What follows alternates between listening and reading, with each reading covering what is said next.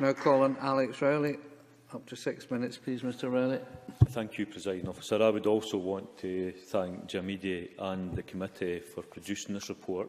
I think it was very important that the committee did look at this, given the massive scale of disruption and the massive problems that were caused, certainly in my constituency and across Fife, but across the whole east of Scotland, and the costs that had to be borne personally by people as well as businesses, and no doubt to the wider economy. So I welcome the report.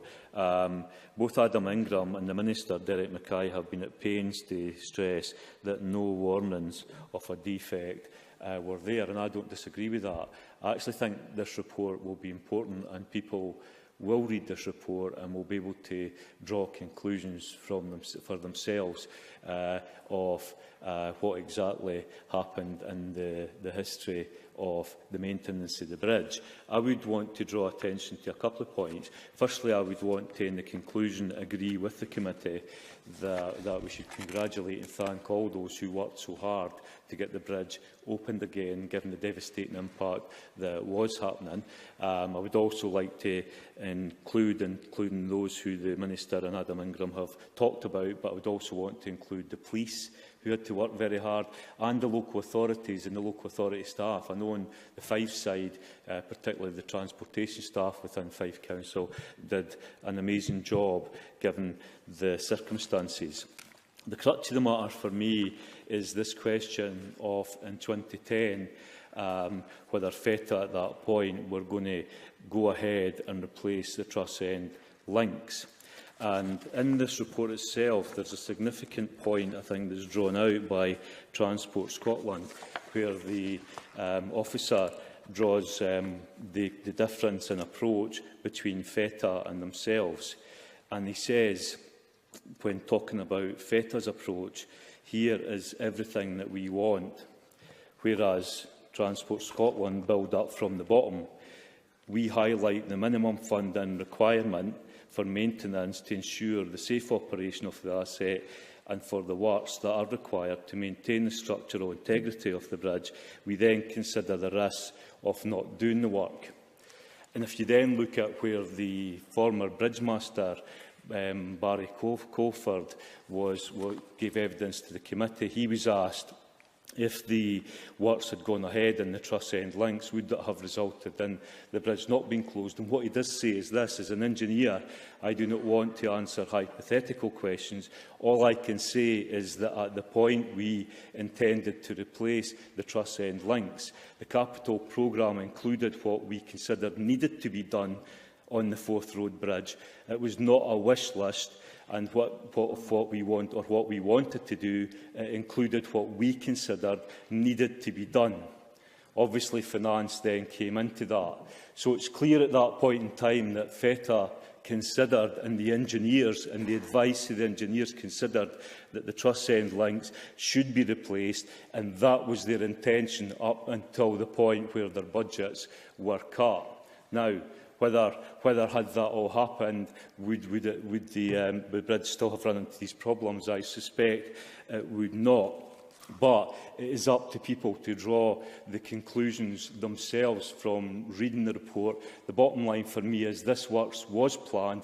Had this works went ahead, then the Truss End links would have been replaced. That's where the problem was caused from. Had that actually happened, then the likelihood of the closure and all the subsequent costs that actually came from that in a minute, and all the subsequent costs that come from that, could have been avoided. But, you know, that's at the end of the day for a conclusion that people can read themselves. It's good that we've got the report to do that. Yeah. Thank Mr Rowley for allowing me to come in and say this.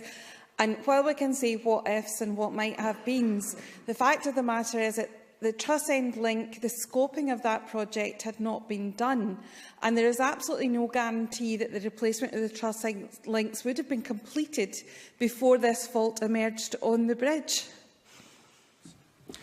You know, I accept the what-ifs. What I'm saying to you is the conclusion that I draw for this is FETA intended to have that work done as a result of cuts in budget. They didn't.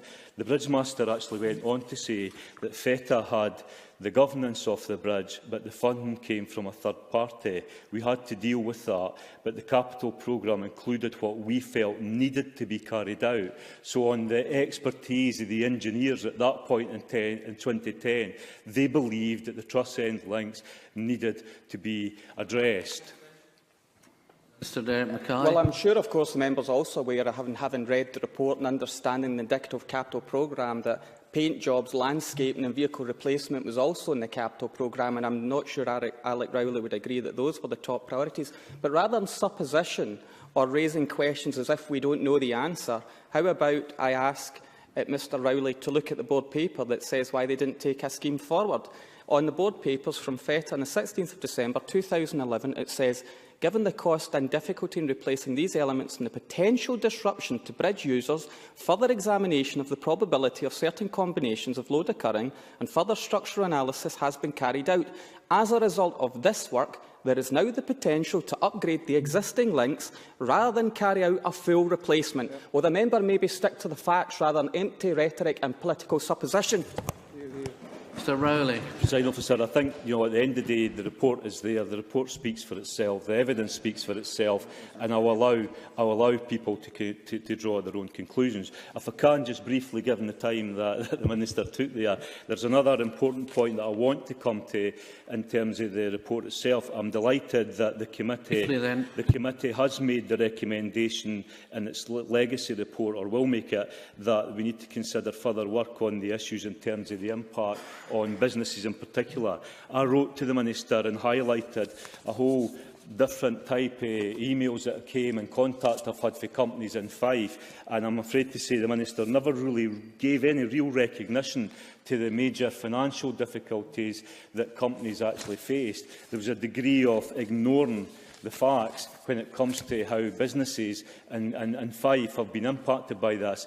I would hope that the Minister would think again and look at the massive cost that has actually been incurred by businesses across Fife.